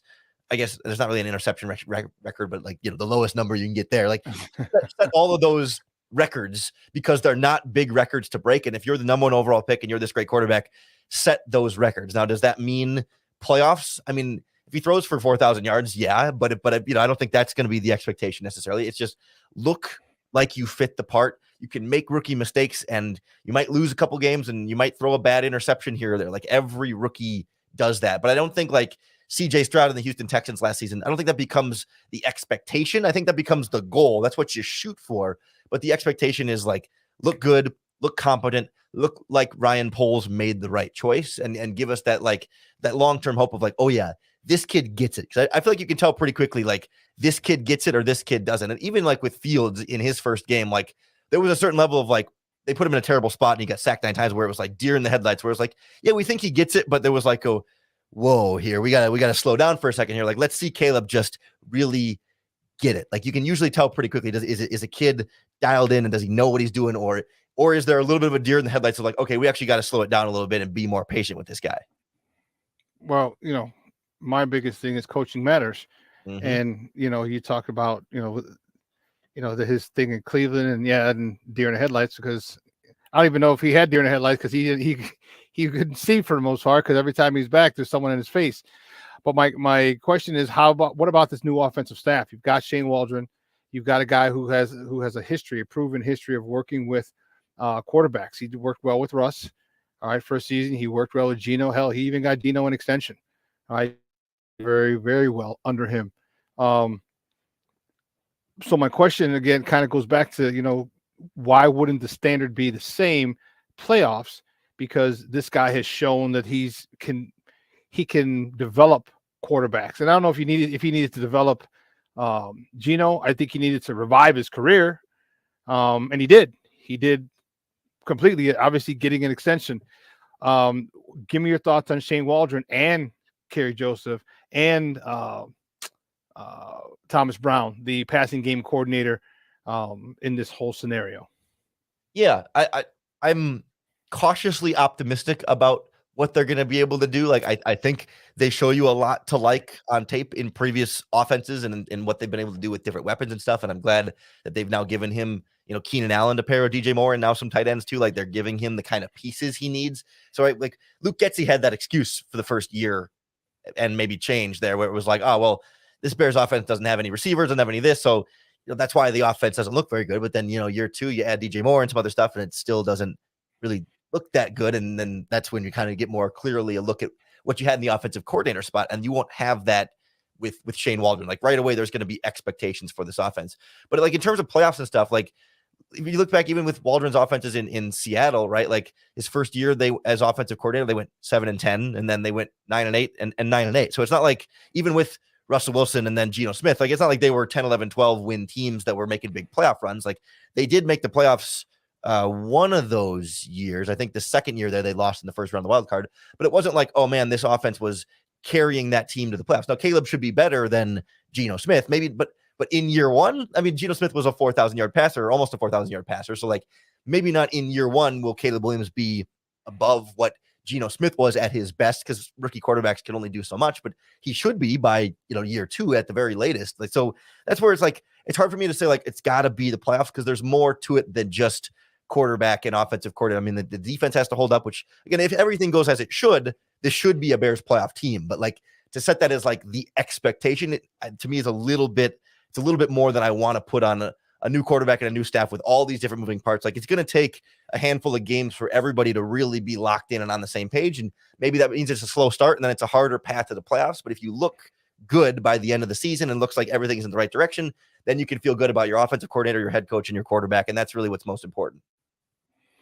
Guys, he's our guy. He's Lorin Cox. He is the host of the Locked On Bears podcast. Dude, great stuff today, man. I appreciate it. Do me a favor, though. Let everyone know where they can find you and your work online.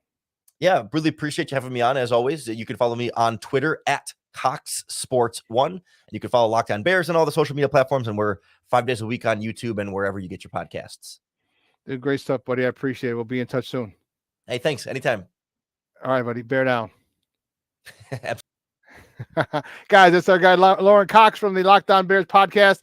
gracing us with his time. Love having him on always. He's been rocking with us for years. And see people, we can be on opposite sides of the fence and we don't have to insult each other. That's crazy. He was a pro Caleb guy, and I was a pro Justin guy. And there's a lot. Again, there's a lot to be excited about. There's a lot to be, look forward to, because this is going to be the best situation that a quarterback has ever stepped into. All right, he's going to have stud receivers. He's going to have an upgraded offensive line. He's going to have a lot of things that he's got a 7-win team. Most quarterbacks who go number one don't even sniff. The team that they're going to probably didn't even sniff 7 wins. Okay. So I think there's going to be a lot of pressure on him. So it's interesting. I personally think there's going to be a lot of pressure on him. You can't just start developing and let me take my time. You better hit the ground running. You have a guy who's developed or worked well with Russell. He developed Geno Smith. So I think there should be a lot of the learning curve should be shortened. All right. I'm not expecting him to pass for 4,000 yards. He'll probably beat the rookie record, the Bears rookie passing record. Well, that's not going to be difficult to do. Okay. With the stud receivers, the stud tight ends. And I think the biggest thing they're going to do is run the ball. I think that's going to be one of the biggest things that they do is run the ball.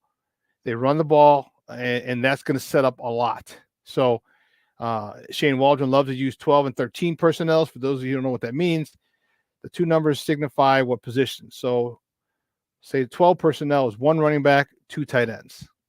Okay. 13 personnel is 1 running back, 3 tight ends. If you use 21 personnel, is 2 running backs, 1 tight end. Okay. 11 personnel, 1 running back, 1 tight end, 3 wide. And then the number left, because there's 5 eligible receivers, the number left is the number of receivers. So 11 personnel is 3 wide receivers. So this is going to be very interesting to see how it plays out. All right. We have to see how, the first week of April. So next week after Easter, Justin, Freudian slip. Caleb is scheduled to visit the Bears on with a private visit, come up to Hallis. They should get his medicals there. Get the physical. Look what he did with DJ Metcalf and Lockett. Yeah. No, Derek, here's the thing. No one ever doubted his talent. See, the thing that people, and you can go back at any podcast I was on, I've never doubted his talent. Never did that at all. Okay. The young man has the makings of being a great quarterback in the NFL. All right. I just said that I felt that the best person to run this was Justin. I thought he needed some coaching, like the coaching that Caleb's going to get. He needed an extra weapon, like the extra weapon Caleb is going to get. All right. He needed extra protection on the line, like the extra protection on the line that Caleb's going to get. So all these things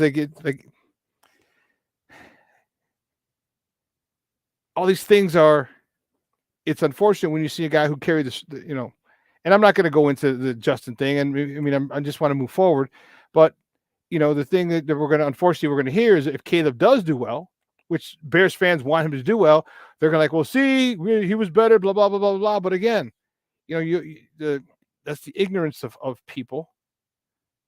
Okay. Because when it all said and done, coaching matters. And which is why I asked Lorin, I said, what is the expectation?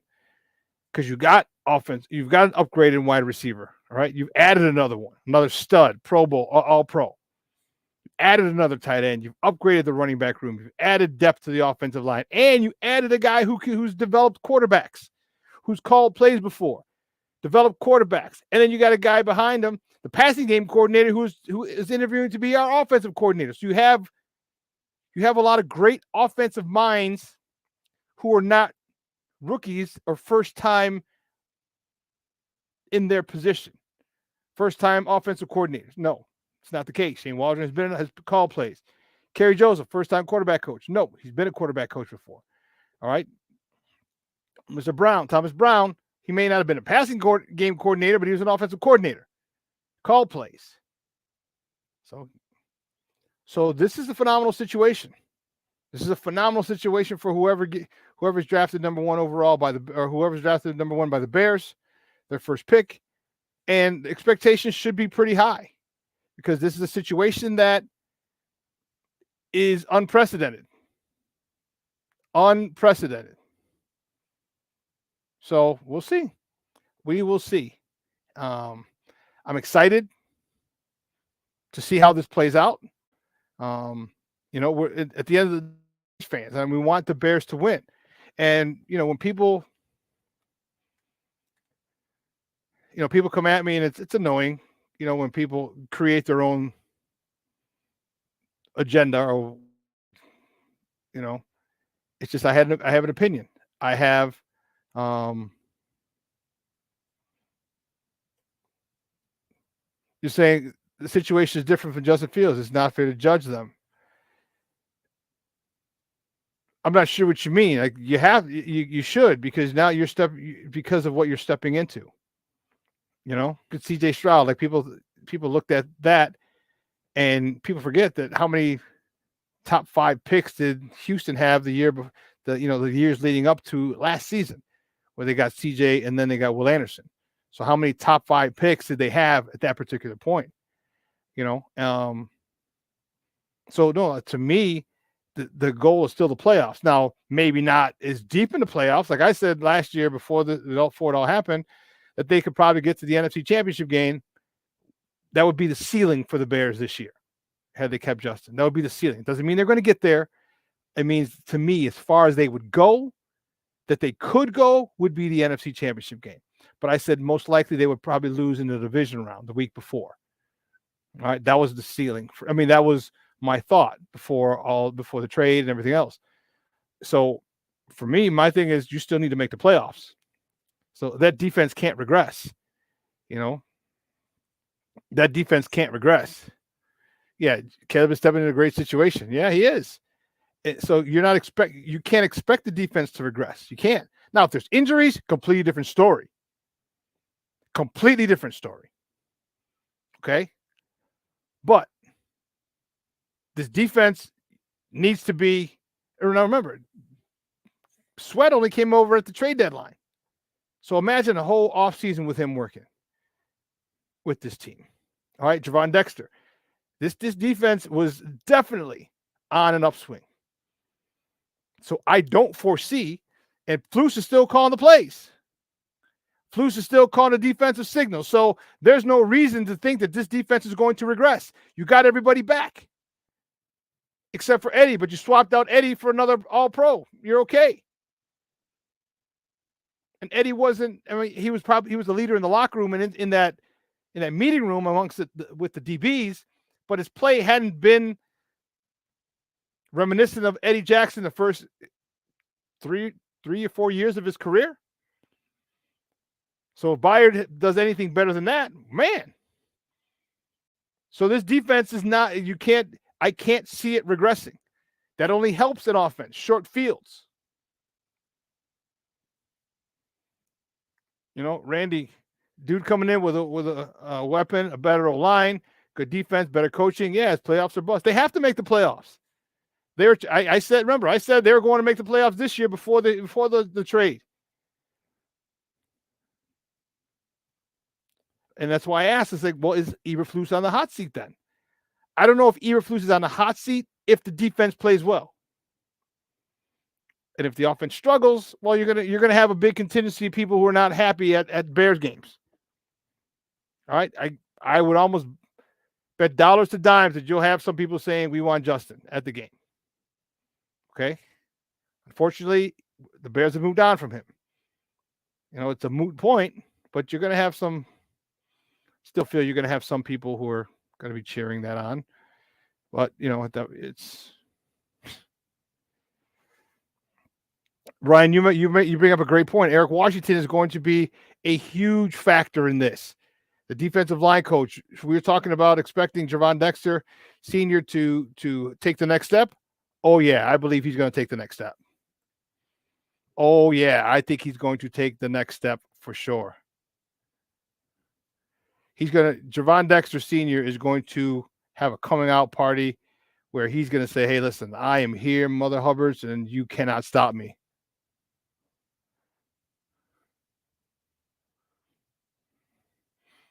He is. And so now what do we get? And let's not forget, DeMarcus Walker isn't bad. As I said, like, you can wait.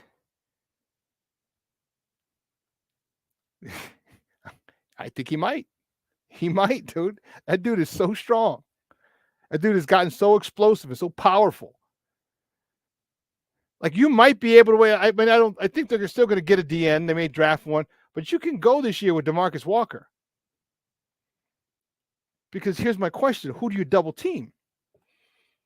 So you double team Sweat. Okay, that's 2 of the 5 linemen. You still got 3 linemen left. You only have 3 linemen left.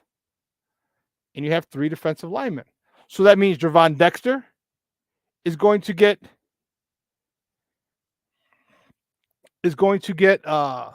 single blocked one-on-one. It means Billings is going to get blocked one-on-one. It means DeMarcus Walker is going to get blocked one-on-one. Unless you keep a tight end in. Now you're taking guys out of the route. So then who do you double team? Billings? I think Billings would be the first person. I think the tight end would. I mean, it'd be tough to double team him because you can't bring the tight end inside interior. So Billings would probably be the only one, which means Gervon Dexter still has a one-on-one matchup. And if there's any weakness in a game of a guard, so it's a backup guard. Maybe the guard's hurt. Maybe the guy's a rookie starter. Maybe he's Washington. I'm not worried about D-line. Washington's resume for coaching of D-linemen is very good. No, I think it's excellent, DC. I do. AC Adam, good morning. Thank you, Papa. Yeah, I agree. I do see him getting the best out of him. And that's the crazy part. That's the cool part. Because I think here's the thing that I'm expecting. I'm already expecting Gervon Dexter to go ham. Okay. But I'm expecting Zach Pickens to take another step forward. Okay. I think Dominique Robinson, DeMarcus Walker. I think all these guys are going to take a step forward. In addition to Gervon Dexter. Everyone's talking about Dexter because he played so well toward the end of the season. Yeah, and we should. But man, if all these other guys take a step forward, that defensive line is they're going to have a few meetings at the quarterback, and they're going to be very quick after the snap. And that's what you want as a secondary. That's what you want as a linebacking crew. All right, they get their hands up. All right, you want batted footballs, batted passes, deflected passes. And that is a sign for the Piranhas to come out. Everyone go for the ball at that particular point. It's a good time. I'm anxious to see the defense. I'm anxious to see the offense. I'm anxious to see if they take a lot off of the quarterback with running the ball, which they should. They should make it easy as possible for this quarterback and run the ball. You've upgraded the running back position. We've all seen the workouts that DeAndre Swift and Roschon Johnson have been doing, all right, all over Twitter. So you've seen those, Twitter and IG, you've seen them. So they're preparing for the season. So this run game should be pretty explosive, pretty powerful. And if you can win games controlling the clock and with the run, first of all, that's an offensive lineman's dream. That's their wet dream.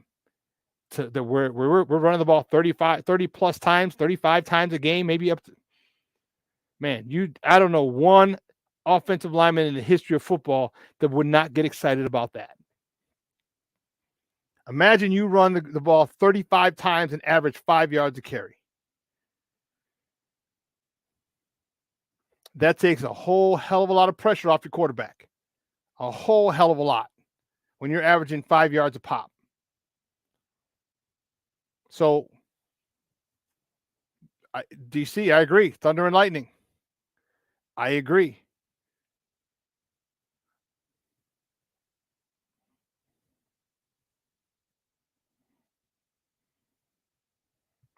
I agree. So it's a good time. I'm excited. You know, I'm excited because don't get me wrong. I still love me some Justin Fields, but I've moved on and I'll still follow him from afar. I hope he does well over there. I'm excited because Ryan Poles has put this new quarterback in a position where he almost can't fail. And this is a crazy situation because for the most part, for the last even with Cutler, all Chicago Bear quarterbacks have been brought in a situation where it was difficult, where they couldn't succeed.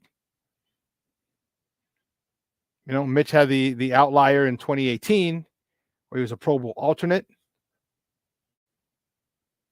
Okay. But then they wanted to stop him from running. And that's the same thing that happened to Mitch in 2019. Is the same thing that happened to Justin in this past season. They wanted to stop him from running, and they wanted him to be from the pocket, win from the pocket. Well, they can still win from the pocket.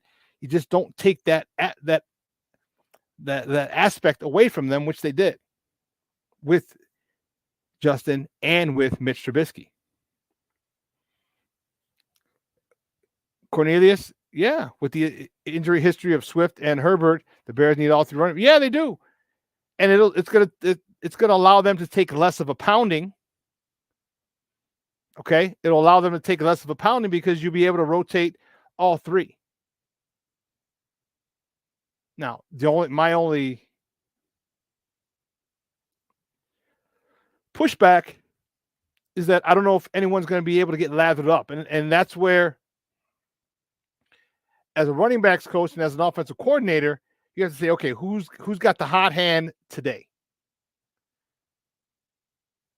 Who's got the hot hand today? Who's running their ass off today? And 1 week it could be Khalil Herbert. Another week it could be DeAndre Swift. Another week it could be Roshan Johnson. And you feed them. And you feed them. Then you give them a blow with one of the other two, but you go back to the dude who's eating on that particular day. And I think Shane Waldron has implemented 12 and 13 personnel. He's used his 2 and 3 tight end sets. And I hope upon hope that this tush-push nonsense is over. These stupid bubble screens are done on 3rd and short, 4th and short. I hope it's done. I hope they're done. Period. Done.